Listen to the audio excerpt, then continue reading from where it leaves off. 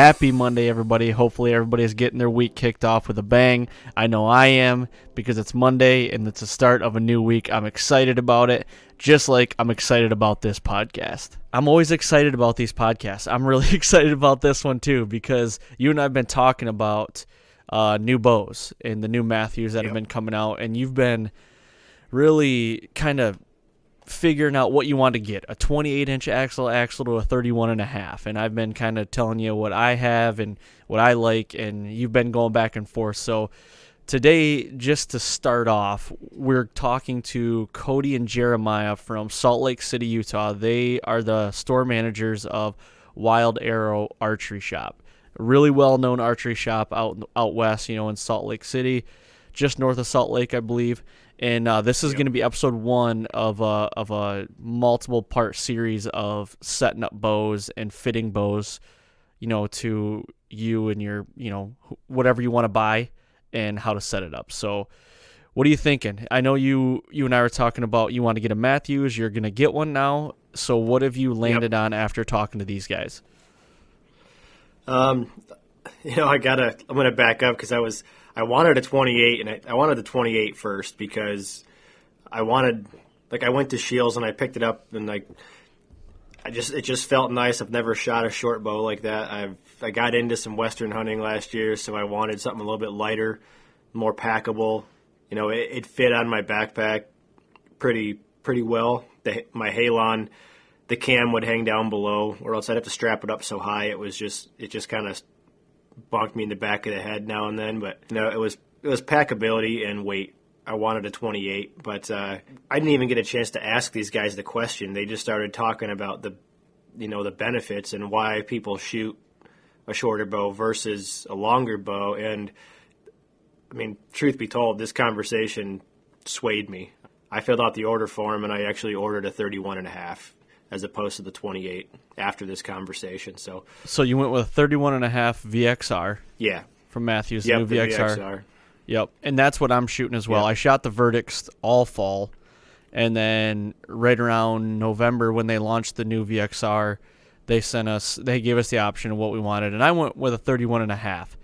Reason being for me is, and like what Jeremiah and Cody said on this podcast, we'll get into it, but if you're shooting whitetails and strictly whitetails, you could get away with a 28, and you can do it with elk and longer range mule deer and stuff like that. But I was kind of leaning more on their side because the 28 is your form's got to be damn near perfect all the time. It's a little less forgiving. It can cause some more issues. And honestly, Chris got a TX5. A Matthews TX5. It came out with the verdicts. That's a 28-inch axle, and when I built that for him, I was paper tuning it, and it honestly just didn't feel like I had control of the bow, if that makes sense. It was just really small.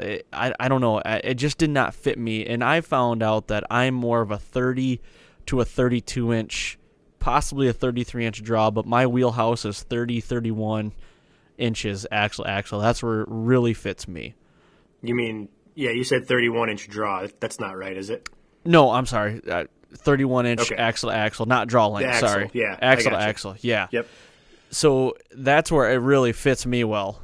Yeah, and that's the thing is, I don't really, there's ways to measure your draw length, like when you go to cut your arrows or when you set your draw length, but there's no real standard way to establish what size bow you should be shooting based on your height or that draw length. It's a matter of really just what you're more comfortable with, and for me it was, like I said, it was that packability and the weight that I wanted to utilize.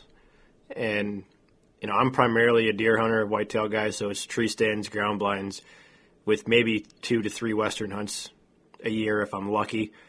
I just didn't want to compromise that long distance accuracy with a shorter axle to axle, but that's kind of I don't know. I guess I wish there was a way to factor in your draw length when deciding on what size bow to shoot. And I kind of thought about this after the fact, but in a way there is, and it has to do with the string angle once you're at full draw. Right. That's kind of what really was the the wake up call for me when they started talking about that. And like, listeners will hear it when we get into it here, but that was like the oh shit moment for me. Like, that makes a lot of sense. And between that and the long range accuracy, I was like, I got to get the longer bow. Well, and what really blew my mind is when they said that more Western hunters that they get come through the shop, a lot of elk hunters, a lot of mule deer hunters, they sacrifice the light and packability for accuracy at longer distances. Yeah.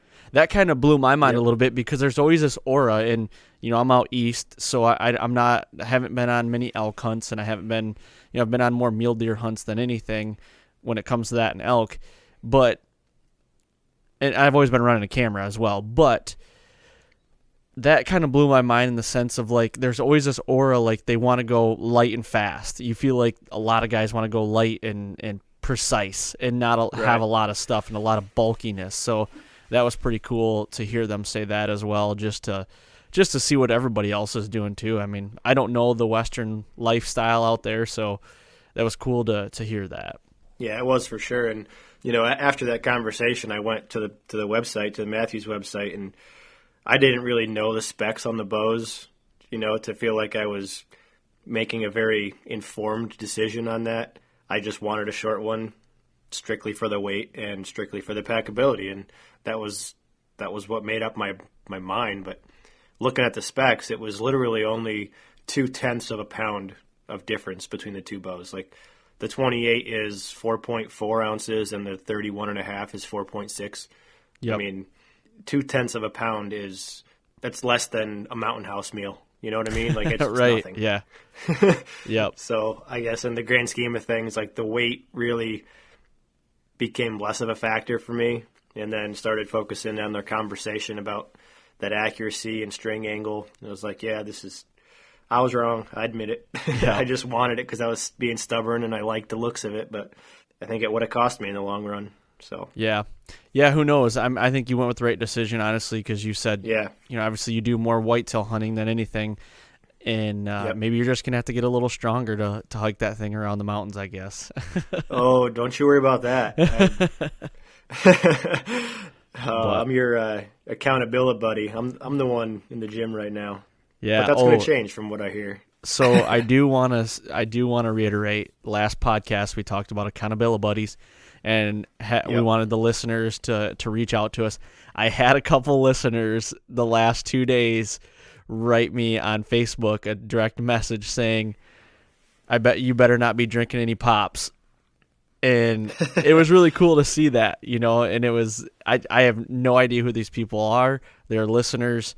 There was one from Missouri, one from Illinois, and then a guy from Michigan as well. So they all reached out and said, making sure you're not drinking any pop. And it is good to say that I am, well, now we're recording this on the 8th, so I'm 8 days dry right now. So I am good to go. No cravings so far. We are good to go. And the second resolution is going to be starting shortly, and that's working out. It's starting here shortly. I can promise you that. So good boy. Yep. Good but boy. I do want to I do want to transition a little bit just before we do get into this podcast. This first part is going to be about fitting the bow to yourself, like axle to axle, and draw length, draw weight, and what to look in a bow that you want. So that's going to be this first one. There's some really good information in this one. And then part 2 is going to be more of setting that bow up. So we're going to really get into the nitty-gritty of D-loops, kisser buttons, peep sights, and brace heights, and dual cams, solo cams, timing the bow, paper tuning. So we're really going to dive into that next. But I really like building bows. It's been a passion of mine for a little while now, and I geek out talking to these guys about this. But so that's going to be this first part. Now to take a hard turn and transition to last podcast, you and I had talked about some differences that we wanted to, or changes we wanted to make for this upcoming year. And I haven't told you this yet. Yep. We had talked about the 1 acre and what I was going to do in there. Hang a tree stand. You said dig a hole, put a telephone pole in the ground or anything. And my idea was to move that box blind in there, and I made the decision this last week to do that. So 100%. I'm doing that. I just have to wait for everything to freeze up, basically, so I can get the tractor in there. We are all go on launch with everybody. I can get in there and do it. I just have to wait for everything to freeze up so I can do it. So I'm excited about that. I got a game plan, and then we're going to go from there. So that's my plan going forward, for the 1 acre this next year. Awesome, man. It's exciting. Especially because I've seen what you have on camera that survived, so I know what's hanging out in there for you. Yeah, I got one. I hope I hope he's still there. He's got a pretty heavy limp, and like I think you were telling me when I sent you the camera, it looked like his foot. I think it was his right foot or something like that. It didn't look like he was shot. It didn't look like it was his leg or shot. Yeah, it wasn't. It didn't look like a joint or anything in his bones or muscle, or there was no injury, wound, or anything. So it was probably something in his hoof, to be honest with you. Yeah, like in between his hooves. Yeah, so that's gonna be exciting to see if he sticks around. He's a 2-year-old right now. I can almost guarantee you that, and he's a good buck. He's a good 2-year-old, and can't wait to see if he's gonna show up again next year to be a 3-year-old, and I'm going to guess he's probably going to be right around that Pope and Young, the 130 mark, and hopefully call that thing home. I'm excited about that, too. I'm sure it will. Yeah. But and do you have anything else to add, man? I know you're getting ready to head to ATA tomorrow, so when this airs, you will already have been back from ATA, so we are kind of a little bit behind with this intro, but you're getting ready to head out. ATA will be fun, and I know you're going to be getting a lot of information that we can relay on the podcast here soon. Yep. Yeah, that's the plan. I've got a lot of people to talk to, potential partners with Basemap, and, hash out some content strategy for 2020 with some people. But, I'm going to keep my ear to the ground, too, for podcast guests. And I know a couple of the ones that we have on deck are going to be there, so I'm going to try to meet up with them just to introduce myself and put a face to the name. But short of that, man, I'm pretty pumped about the new bow. So I've got a date with Bryant to get a new string ready to go and get an order in for a string to fit that VXR. Perfect. You're gonna go platinums?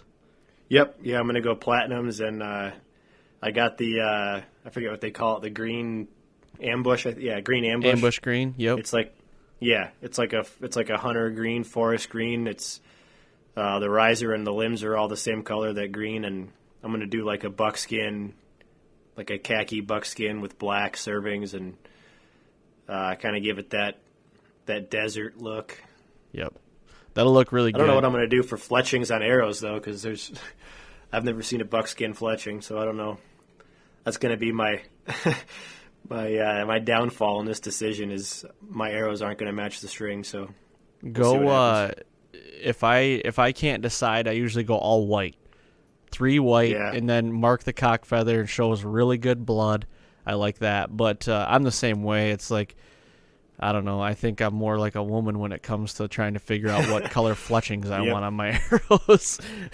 Oh, yeah, I hear you. I'm right there with you. Yep. I don't know. I thought about doing a base map color, like a green and white twist string, since the bow and the riser's all like dark green.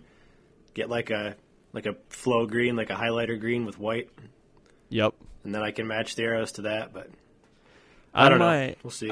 On my VXR, I've got a charcoal riser and black limbs, I believe it was, and I went OD green, speckled, and black speckled, I think. And then on my VXR, which is going to be the same as yours, green ambush, I went green speckled with gunmetal speckled, and then the heat shrink I went orange, and it looks really cool. So nice. Yeah, that green looks sharp with the orange on it. I've seen some of those. Well, maybe by the time I get it, it'll be pushing turkey season, and maybe I'll just bring it up to you and you can put it together for me.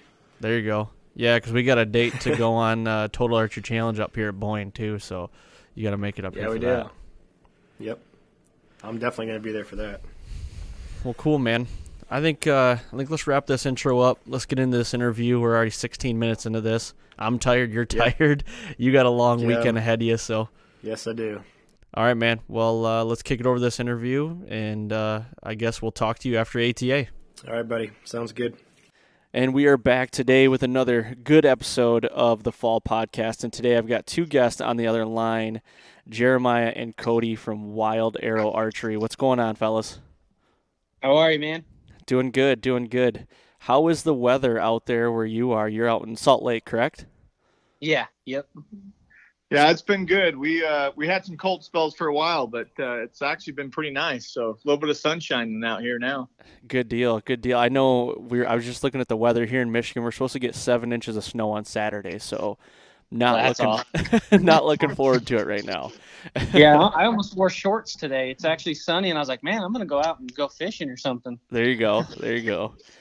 Well, today, boys, I want to get into some bow setups and, talking about what you guys do with your archery shop. So first and foremost, I want to get your guys' little biography out of the way.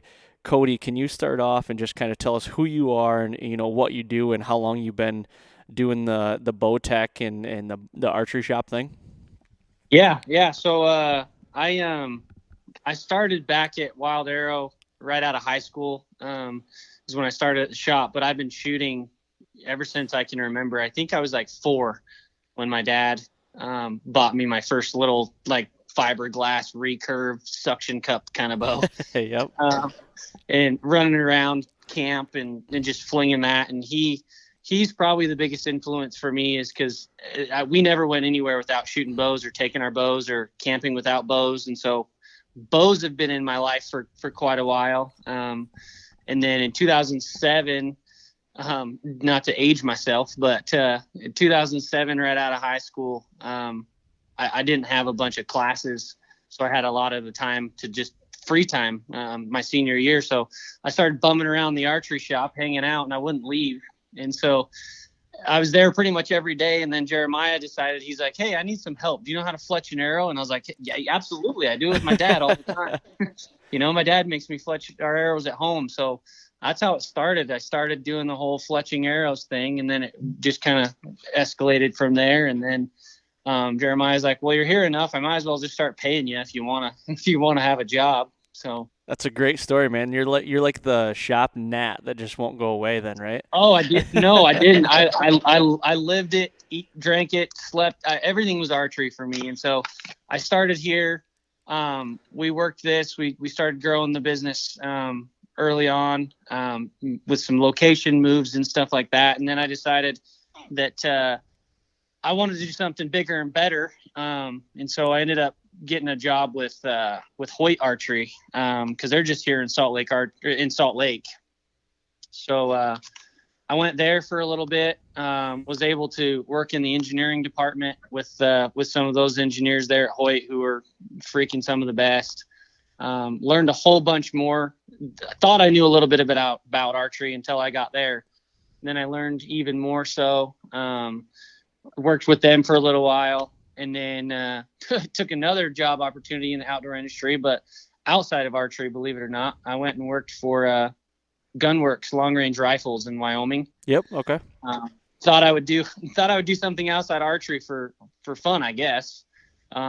Loved that. Had an awesome experience up there. Learned a bunch of that stuff, but then ended up finding my way back to Wild Arrow. So back here, and so officially been around the Wild Arrow since 2007 all the way till now, and back here full time doing the archery thing again, and it just feels like it's the place to be. So that's most of my background is archery. Nice, man.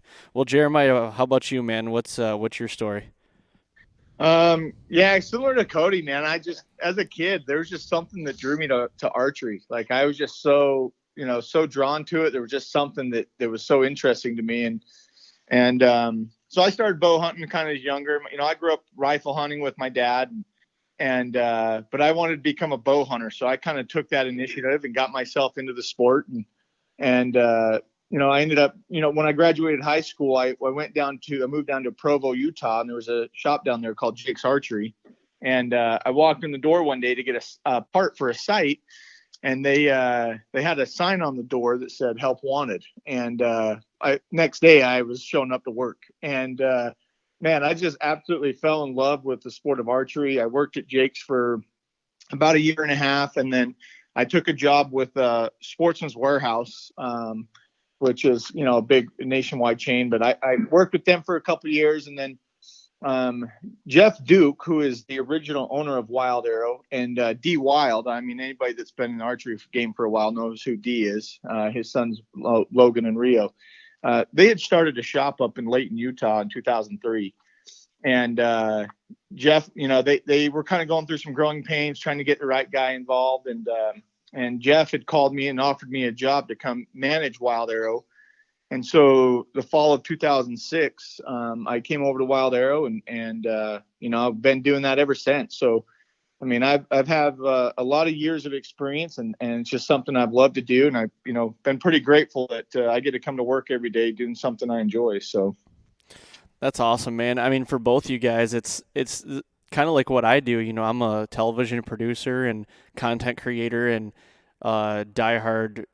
I'm more of a whitetail guy, just being out here in Michigan and only having really whitetails and turkeys to go after. But I'm diehard with that. But with the job I have, I got it straight out of college, and took an internship. I went to school for the television side of things, but I've been at it for 7 years now, and not one day it feels like work. It's just it's just something I love, and the day it starts feeling like work, I think that might be the day that you might want to step away, I feel like, but hopefully it never comes to that.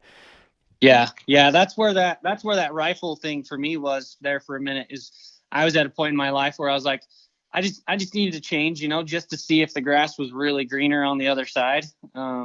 Went and did the rifle stuff, and it was fun. I mean, always been around rifles and kind of tactical type shooting around my family, with my dad being in the military. And so I was like, I'm gonna go see what this is all about. Maybe take a step away from archery real quick and kind of just see where I want to be and what I want to do with my life. And it was fun. I really, really enjoyed it. We did some cool stuff there, but archery, I just came back to it. And now going away and coming back, that love just grew even more, because I realized what it was and the opportunities I had, and where I wanted to be. So, I mean, that's awesome, guys. Your stories are kind of the same in how it made you come to Wild Arrow, and you guys have been there for quite a long time now, and and you've been working on bows for, years now. So I think you guys are totally the ones for this podcast, and I'm glad I got a hold of you guys. But first, to kick it off, I want to ask you a question. If you guys were to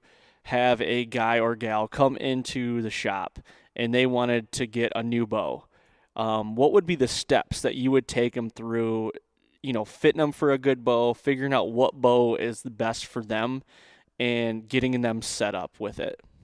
So, yeah, we kind of have a approach with our customers. Like, we don't like to come across pushy. So the number one thing we usually ask a customer is, where's their price range and where's their budget at?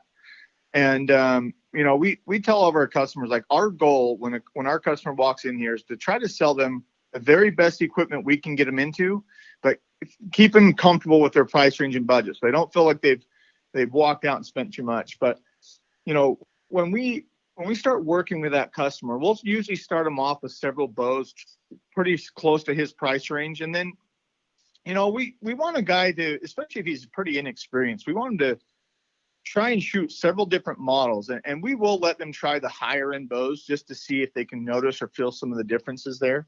But I would say price range is one of our biggest factors that we start off a customer with. And then after that, the second, probably the more important thing to the customer is the feel of the bow. And it's been pretty funny for all the years we've done this, of just how many different opinions you get from different customers there. And, right. We'll have guys come in as a group, like 2 or 3 guys at a time, and they're all shooting bows, and they're all standing around arguing of which bow's the best and why. And that personal preference is such a big factor for the customer to feel like they made their decision of what they like and what feels comfortable to them. I got you. And now, if you have a guy come in and he's like so prone on, like, I need to shoot a Matthews or I need to shoot a Hoyt, or are you trying to fit them to a possible better fitting bow than what they've had? Or do you just want to, if they're stuck on one thing, are you just like, okay, yeah, we'll set you up with that, and we'll go from there. Yeah. So what we try to do is, like, obviously if a guy walks in the door and asks for a particular brand, a lot of guys nowadays, especially when they're buying these higher end bows, seems like they're doing a lot of research. Like they come in kind of having a good idea of what they're looking for. But during the sale, like we always at least ask a customer if they want to try another model. And kind of what I tell the customers, I go, if you try a different particular brand of bow, if you don't like it, at least If you don't even give that bow a shot. And it's been kind of interesting how many guys will come in with that mentality and will offer and say, hey, would you like me to set, brand, A, B, or C up and just try them? If you don't like it, great. Put it back on the shelf. You don't have to shoot it anymore, but at least give it an opportunity. And when we do that, it's been interesting to see of how many guys will try a bow and then shoot it and go, man, like I used to shoot a Hoyt and I hated it, but this new one feels great, And so, we try to give the guys the option, but if we offer that once to a customer and say, hey, do you want to try this bow? And he says no, we don't push that issue. Like if he's already made his mind up, he knows what bow he's kind of looking for. There's no sense of us taking a lot longer time with that customer pushing a product that he's no longer interested in. So we give him the option, but then, after they either accept or decline, that's kind of when I go whatever direction the customer's thinking. Yeah. I think our biggest thing that we like to do is education as well throughout the sale. Like none of us here are commission based, so we're not, sell the most expensive product we have. Like Jay said, it's all about what fits in their budget. But a lot of times they shot like a brand of bow, 5 years ago and they had a bad experience. And so ever since then, they've just had a bad taste in their mouth. Well, every year they're coming out with new and different models and different things to make the bows better. And so if they're open to it, I just like to educate them on all the new models if they're open to try them, so that they can maybe they'll learn something different and go, oh man, that's not the same as that felt 5 years ago. Right. And there's a lot of differences to where I try to just read the customer, like, what are you going to use it for? What are some of the key things that you look for in a bow? Is it how fast it is? Is it how smooth the bow feels? Is it how well the bow aims, draw cycle, those sort of things? Because sometimes a different brand might fit the categories that they're expecting out of their bow a little bit different than the bow they walked in here looking for. Right, and that checklist, with you asking them that and just kind of narrowing down, I mean, you in your head are starting to narrow down bows as well. Like, oh, he's not going to like this Hoyt because of this, or he's not going to like that Matthews because of this, but he's going to like this Prime or something because of this. Like, I totally get that, and it's a good way to start there. Yeah.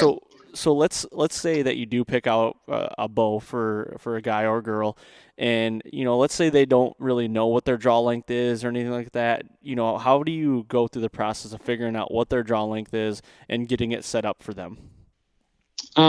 So draw length, just a simple method is we've got a chart on our wall, and we'll do the wingspan measurement, just to get us in the ballpark. That measurement is, we use the pointer finger, both pointer fingers, wingspan to wingspan. We take that measurement and divide it by 2.5. And that'll get us really, really close to their draw length. And so then what we'll do is, we've already had the conversation about kind of price range, and we've picked out a couple bows to try. And so then we'll set all those bows up to that draw length that they measured. And then from there, depending on if they know a poundage, right? So if they don't know what poundage they're at, say they haven't had a bow before, they're a brand new shooter, I'll try to set the bow's poundage as low as I can to start out with, just to make sure that when they shoot the bow, they have a good experience. One, they can pull it back comfortably, they can anchor it comfortably. We can kind of work with their form and technique a little bit, just to kind of make sure that, their arm position's in the proper spot. They're not going to hit their arm or do anything funky. And with a lower poundage bow, that tends to be a little bit easier. I don't want that first experience to be scary. I don't want it to be like struggling to pull the bow back, and then, they hit their arm on the first shot. Those sort of things can really discourage a new shooter. So I'll start out poundage really, really low, set the draw length to where they measured, And then we'll just start shooting bows. And as we're shooting the bows, we'll start helping them with their hand positioning, their arm positioning, body positioning, that form stuff as well. And we'll kind of hit a couple key points as we're shooting the bows. And then as they're shooting the bows, they'll start to develop a little bit different positioning as they're shooting, because they're learning as we're going, right? And so the first time they pull a bow back might be a little bit different than the 10th time. And so I don't get too crazy with draw length right away. We kind of let them shoot the bows, and then at the end, if they decided to like a bow, that's when I'll get into the fine tuning of the draw lengths, because every bow is a little bit different on draw length. Some bows from the manufacturer, if you put them all, let's say at 28 inches, well, certain models will run maybe a little over 28. Some will be right at 28. Very rarely do I see them under. They're usually going to be at or over. But the bow is going to vary draw length quite a bit. So that we get into once they kind of pick the model that they're leaning towards, if that makes sense. For sure, it does, yeah. And, with the draw length and the poundage, so the poundage, do you have a recommendation as far as, like, let's say, a hunter or, just a shooter as well, like, what kind of poundage they should they be able to pull the bow back while sitting down, like really easy? Like, how do you judge like what a poundage is for someone? Because you get a lot of guys that are like, oh, I need to have a 75 to 80 pound or 90 pound limbs. And then you get some guys that are like, oh, I just need 60, 65 pounds. Like, how do you judge what is a good poundage for someone? I would say it's just based off the individual. It's like I get that question asked quite a bit of where should I be? What's the poundage? And I say, what's comfortable to you? I use the analogy. It's like, when I go to the gym, there's guys that can bench press a lot more than I can. They're just stronger for that. But I can pull a bow back a lot easier than they can. So I just tell guys, like, play to your strengths. If you can't pull 70 with the newer bows, you don't have to. Let the bow do the work. Make it easy on you if it's, more comfortable. And we do see the guys that are, trying to be what we call overachievers, where the guys are definitely pulling way too much draw weight from what they should be. But I would say nowadays, like with these newer bows, 60 to 70 pounds is still probably the most common draw weight that we sell here. And, we do get a couple of special orders a year of guys wanting to go 80. And those guys, they have the physical strength to pull it. And so, if as long as a guy feels comfortable and he's not sacrificing, any accuracy to pull his bow or excess movement, like if a guy's having to arch his back or draw, sky draw the bow, he's not gaining anything by doing that. So, heck, we have plenty of women customers that are shooting and hunting with bows between 40 and 50 pounds, and they're very successful with that. So you don't really have to draw the weight as long as you can be accurate. So, yeah, don't sacrifice your accuracy for poundage. And meaning if you can only shoot 5 or 6 arrows, and that 6th arrow, you are just struggling to get it to go off because as soon as you draw the bow, you come to anchor and you aim that bow. If you feel like you are rushed to have to shoot that shot because you just physically can't hold it anymore, it's too much. Turn it down. So I determine it by, I watch the shooter shoot. If they're having to do, like Jeremiah said, if they have to sky draw or they have to do a bunch of body modifications to get that bow back, then I'm going to turn the poundage down. Ego or not, right? I deal with that all the time. The guy's like, I need 80 pounds. And I'll tell him straight up, no, you don't. Like you can't draw the bow correct, for one. 2, you have to rush the shot because you can't hold the poundage. Because for draw weight, not to get into a rabbit hole, but there's let off, right, on these bows. And so the more poundage you're pulling, the more weight you're going to hold at the wall. So if you're trying to aim these bows, granted, these bows let off 85% on a lot of them nowadays, but if you're shooting 80 pounds, you're still really heavy on your let off. And so if you can't sit there, take your controlled time, fire a shot in, like a 4 to 5 second range, you're having to rush it as soon as you hit the wall, the poundage is too much, I'm going to turn it down, or I'm going to recommend that they turn it down. And so, yes. And also like the point that you mentioned, sitting down, drawing from your knees, drawing in these weird adverse conditions. A lot of people don't think about that. They don't think about man, I'm going to be on a hillside. My feet aren't going to be level. I'm going to have one leg maybe higher than the next leg. Your shoulder structure, your back, right? Standing flat ground, you can do some contortioning to get the bow back. But it's a lot harder to do that when you're on a hillside or in a tree stand for you guys, back east. Being able to draw that bow with less movement. What if for the out west guys, a lot of times I get caught off guard and I'll be spot and stalking or slow walking through a set of pine trees, and I have my backpack on. Well, now throwing my backpack on and drawing my bow is quite a bit different than just standing in a shop drawing a bow. Right. Yep. Right.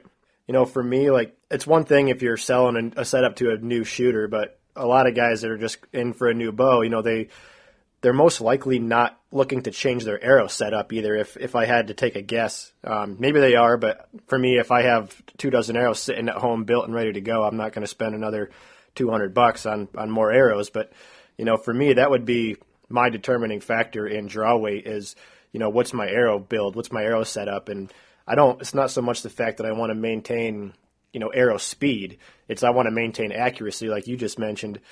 And it's, you can get the bows that are a range of 60 to 70 or 70 to 80. It's like, when I shot a league a few years ago and I couldn't get arrows to group. I was missing the, the rings by a half an inch sometimes. So I was like, well, I'll just turn my draw weight down a couple pounds, and my groups tightened up and I started getting 10 to 12 more points, per shoot, just because I took some flex out of the arrow. I wasn't trying to send that arrow down as fast as I could or make it hit as hard as I possibly could, maxing out the bow. So just another, in my mind, kind of a factor to consider if you are shopping for a new bow. Like, if that arrow is not going to go where you want it to, how much weight you draw isn't really a factor. Right. Yeah. And that, when we sell a customer a new bow setup, like, we ask them if they have arrows that they'd like to use. And we try to make sure that the arrow is going to be spined properly, and we'll tune it. Like, a guy comes in and buys a new bow and he has an arrow that he's currently using. We'll go back and we'll tune that bow to that customer's arrow. And, tell guys, look, if you don't have to replace them, then that's how, let's make these work for you. But I would say majority of our customers, when they come in to buy a new bow, if they're shooting like an older bow that's running a 400 spine shaft and their newer bow is just a lot faster and more aggressive and the 400 is not working, I don't have a lot of customers that give us pushback. If we come out and say, hey, if you're, your bow and this arrow, they're not paper tuning so well, you can go try it and group it, kind of the exact same thing you just talked about. Go, if you're not happy with the downrange results, come back and we can look at, plan B, and whether we lower the poundage or go to a stiffer arrow. But most customers, when they come in and they're looking to buy a new bow setup, they want the absolute perfect arrow for that bow. So when we go through the tuning process, if we feel like that arrow is not right, most of our customers have been pretty open-minded to looking at new arrows or different options that would work better for them. Yeah, maybe they weren't set up right in the first place. Maybe they just got some hand-me-down stuff from a relative or a used bow that, hey, this is a used bow and these are the arrows the guy gave me, right? We're going to make sure that those spines of the shaft match, the poundage in the bow that they're going to shoot. And so we don't see it a ton, but there has been plenty of times though where someone will come in, they want a bow, and we look at their bow and they're shooting 70 pounds. Maybe it's a taller guy and he's like 29.5 to 30 inch draw length, and whoever recommended arrows to him in the first place, or maybe he misread a chart, his arrows are they're a lower spine. And they're not going to be correct, whether it's 60 pounds or 70 pounds, just based off the arrow spine, cut length, and his draw length. So, poundage is one thing. We start there and make sure they're in a comfortable position. They can shoot at least 30 arrows. Do the sit down, draw in weird positions, and then the arrow setup's definitely that down the road tuning that we ensure as well. Because with your with that situation where you turn your poundage down and now your arrows, seem to be grouping better or hitting more middle, that could be many factors. Yeah, it could be spine, but it also could be just the holding weight of the bow and you're aiming it better now. not all necessarily just the spine. So there's a ton of rabbit holes we could go down with the arrow. Yeah. Oh, I know. I'm all that tech talk stuff. I mean, I wasn't trying to like discredit anything. I was just kind of adding to the. I don't know. There's for me like I'm kind of recycling a bow every year to 2 years, and I mean I'm not taking every arrow every time, but if you keep up with some of the changes, I mean that's all I was getting at. It's easy to adapt and not have to change everything. But no, I get it, man. Yep. So I just want to kind of recap a little bit because I'm gonna switch gears a little bit on you guys here. So we've gone through picking out a new bow, and figuring out the draw length and the poundage. Now I want to kind of get into axle to axle because I think there's a lot of people out there that might not know what axle to axle actually means. So could you guys explain to us what axle to axle actually means and how it affects different bows and I guess maybe the pros and maybe the cons to them? Yeah. So axle to axle is going to be the measurement where your cam system is connected to the limbs, right? You've got that axle or pin that goes through the limbs, through the cam and kind of connects the whole system, right? So if you were to take a measurement, not pulled back, the bow just sitting in its static state, right? If you were to measure from those axles to axles, that's going to be your axle measurement. And they vary from 28 inches on some bows all the way up to 36, 37. Some of the target bows get all the way up into the 40s. And axle to axle is one of those things where it's highly preferenced, depending on what that shooter's wanting to get out of their bow. Right now, just kind of throwing it out there. If somebody wants to shoot more accurately, and accuracy is a big deal to them, and distance. Say I want to be a good, really accurate shooter at maybe 50 yards and beyond. Typically, a longer axle bow should inherently stabilize and balance a little better. Right? Just like a tightrope walker with a big long pole trying to keep them steady. Same thing with a bow. The longer the bow, naturally that bow is going to point and aim a little bit better. But at the same time, you sacrifice the compactability, right? The maneuverability of a longer bow.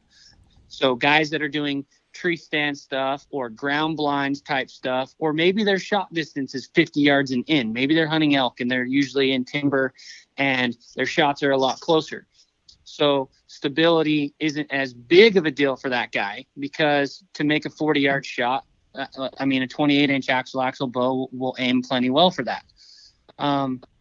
So axle is one of those things that what do you want to do with the bow? How are you going to be using the bow?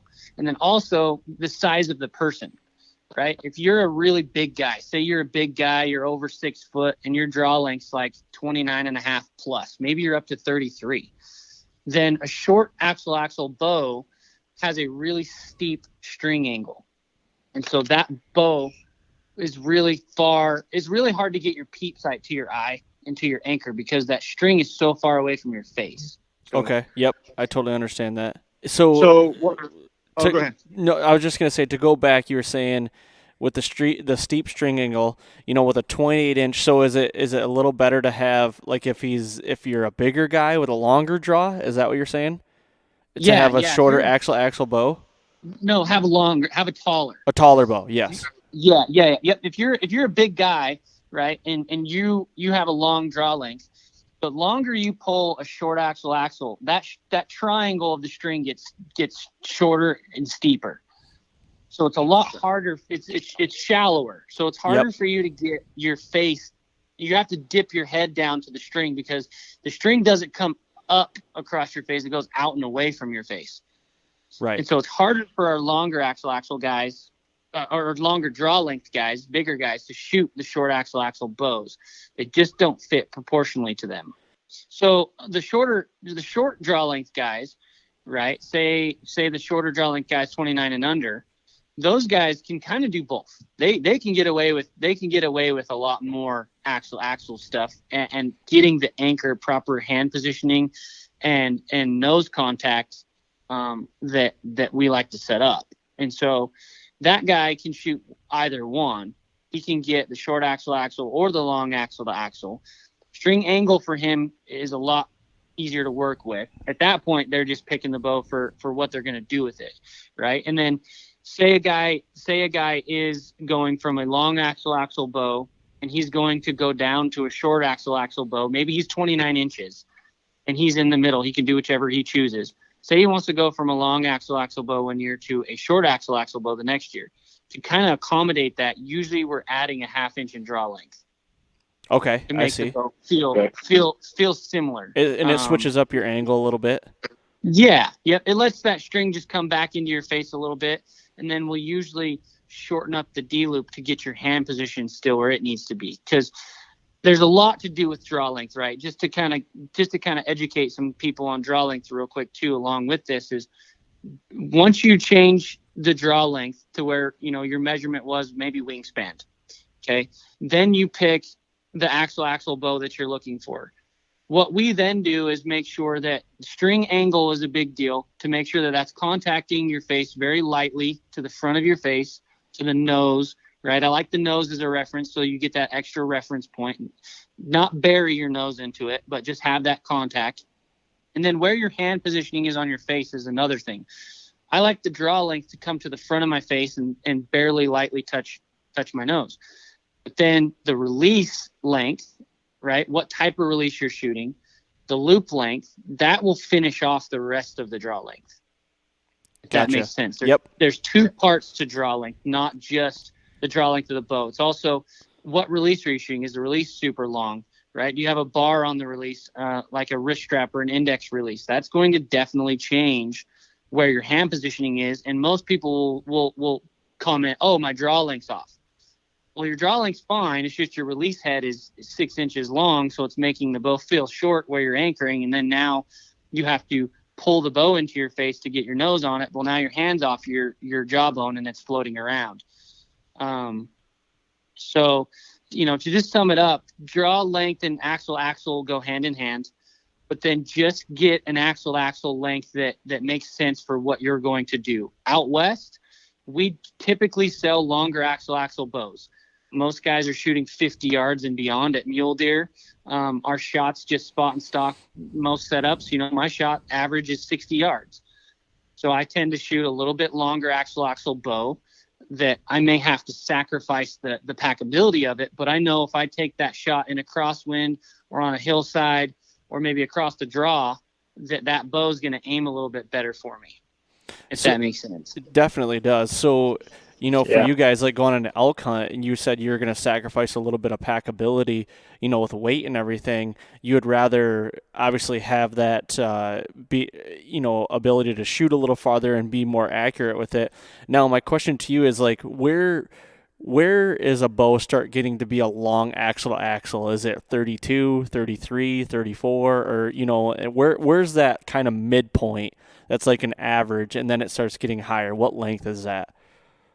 Yeah, it's funny that it's kind of changed throughout the years. It used to be that a long bow was considered 35, but, we've watched these bows get shorter and shorter every year. So, what we consider a long axle bow now is probably a 34-inch bow. And really, there's not too many guys that really want anything longer than that. With these, you can get a 34-inch axle bow with some of these larger cams they're running.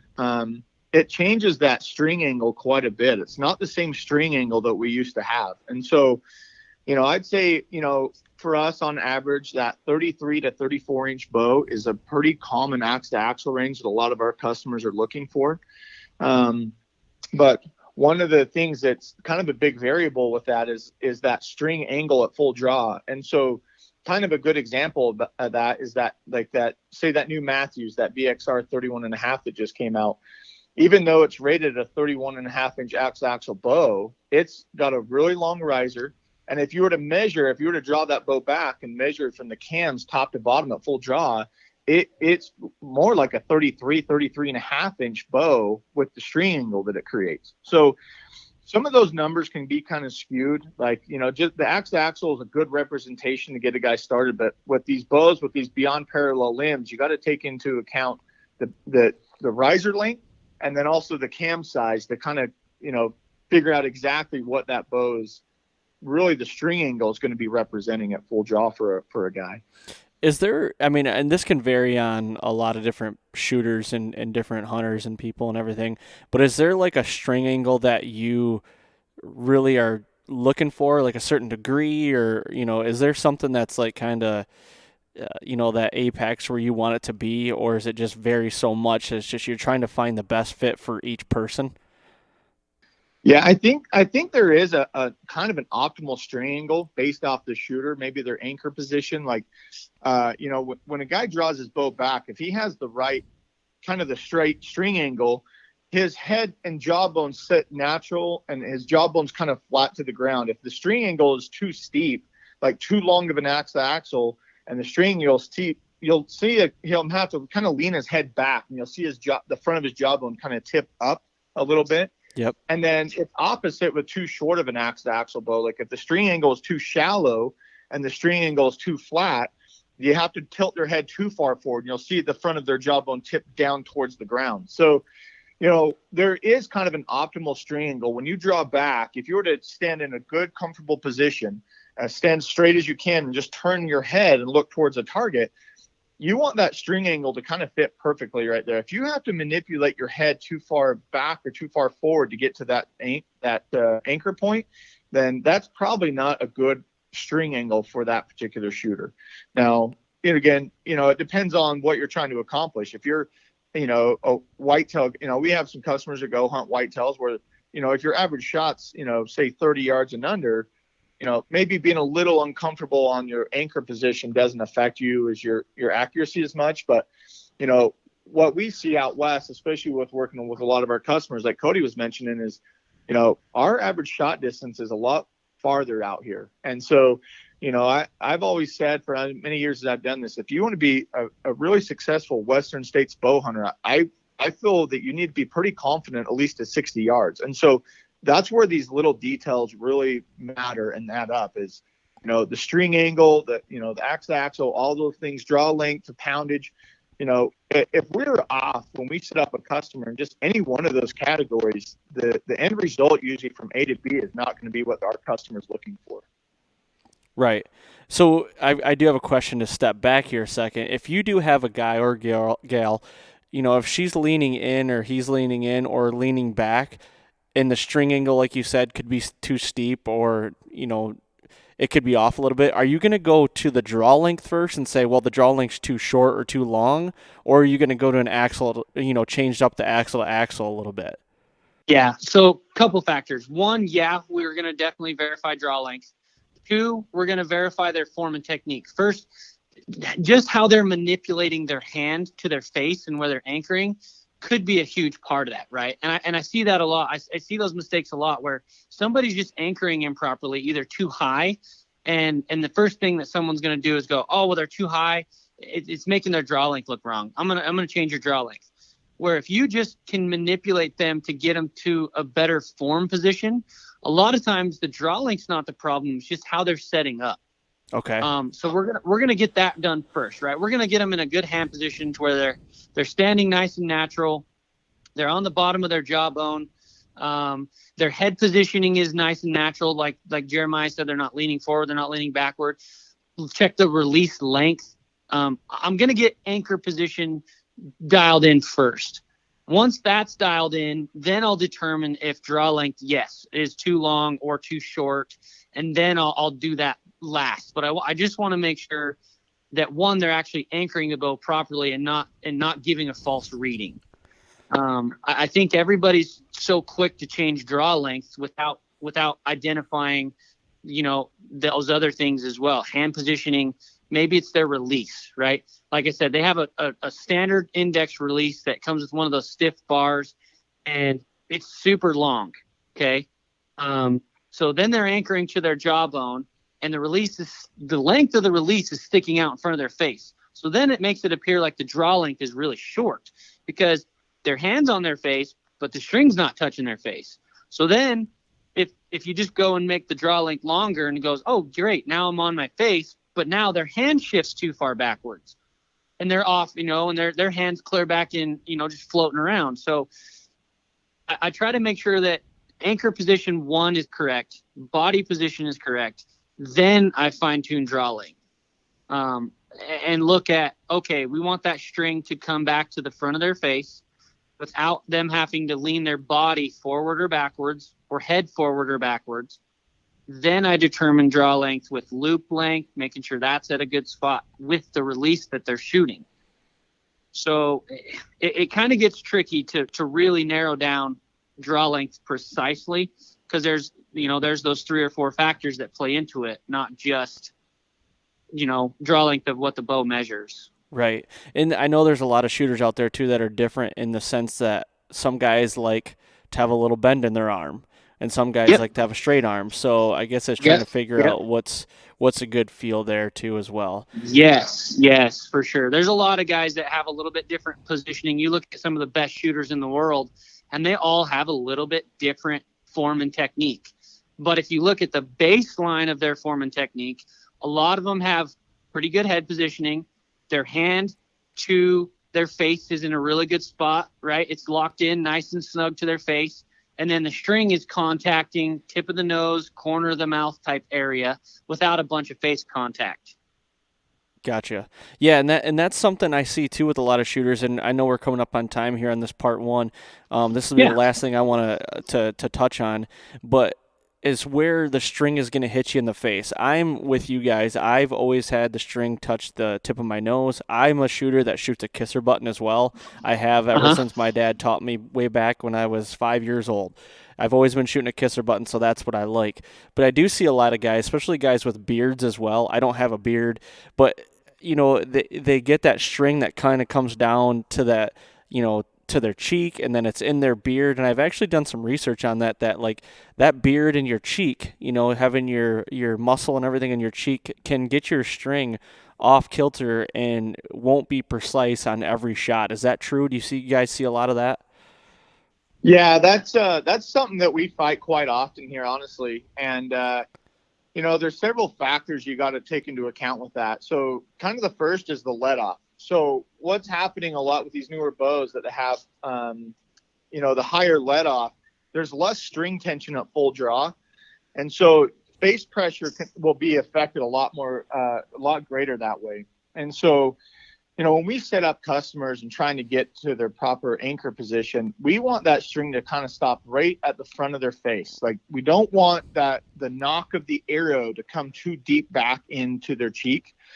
But there's kind of an optimal spot. When we get a guy set up, if you kind of look at, I do this with customers all the time when I'm explaining this, is there's a trough that sits kind of below your cheekbone but above your jawbone. And that's really where there's going to be, you want that string to kind of crease right there. If you get the crease of the arrow coming too far low, if you anchor too low, your jawbone tends to sit on the side of the arrow shaft and against the side of the nock. And that face pressure, and I see that a lot with guys with beards, is where, because they can't feel that string, they'll draw back and you'll see them bury their face in to kind of get that feel. So, when we set a guy up to get the optimal anchor position, we use what we call the 1-2-3 method. So the first is hand tucked behind the jawbone. Second is the string on the front of the face or the very tip of the nose. And then the third is the peep sight, which is your visual reference. And so, like what you mentioned with a kisser button, I would call that a fourth anchor position. So if you have the first 3 that are, the physical jawbone, nose, and peep sight, which is the third, then if our customers that want to add the fourth anchor position, which is a kisser button, we'll do that. But as long as it's used properly, where I see a lot of issues with that when I'm working with customers is they rely so heavily on that kisser button that they'll push into it too hard. And we kind of joke around that it's like they're making a fish hook, like when you pull your lip to the side, that they're pushing their face so hard to feel that kisser button, they're creating that face pressure and that contact, and it's really hurting their downrange accuracy. So, that's a big factor for guys that we tend to fight is getting buried too deep or too hard into the string. We noticed with, like, when me and Cody are shooting our target bows, we prefer the lower let-offs, not only because we like higher hold weight, but the string has more tension at full draw. So for guys that are coming in looking at new bows, if they're going to the higher let-off bows, which is kind of the trend, that's what everybody wants, the face pressure becomes a much more critical factor than it used to be even 10 years ago. So awesome. Well, there's a lot of information in this first part, and I know we're going to get into a second part, possibly a third part, because I want to get into actually tuning the bow. So we're going to do that in part 2. I want to thank you guys for coming on for this part 1, and I'm looking forward to the rest of the series here. Thank you very much, guys, and I'm going to have to go and write all this stuff down and listen to this podcast again so I can remember it all. Yeah. And and then there's a lot of information to cover too. I mean, we can review it as necessary, because our biggest goal is to educate customers, right? There's a lot of information out there, some of it good, some of it bad. But there's a lot of the little steps that get missed. And so, we just want to make sure that every step that they're doing in from purchasing the bow to getting the bow set up, that we can go through every one of those details so it's done properly. Because once you do it properly, I've got a lot of shooters that buy a brand new bow, and maybe they're brand new shooters, and they're already shooting at a level that I would never have expected, because they're just so comfortable. The bow fits them so well, and everything just works and it flows together. So awesome. Well, thank you guys again very much. And like I said, we're going to do part 2 here soon, and we'll get that out to everybody as well. So thank you. You bet. Right on. Thanks, man. Thanks, guys. Okay.